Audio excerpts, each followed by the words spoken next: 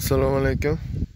Ushbu loyihamiz O'zmilliy bank Pastorg'om BXM hamkorligida Samarqand viloyati Pastorg'om tumani Nobahor mahallasida 294-138-kontrda amalga oshirilmoqda. Bu yerda piyoz ekilgan. Hozirgi kunda piyozimiz zamonaviy usullar bilan parvarishlanmoqda. Jami yer maydoni 10 gektarni tashkil etadi. 20 ta dehqon xo'jaligiga yarim gektardan ajratilgan.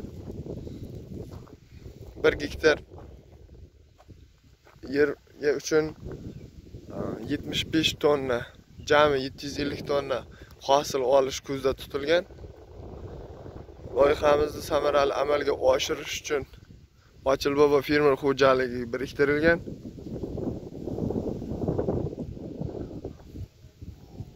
Biz dehqon xo'jaliklarining daromadini oshirish niyatidamiz.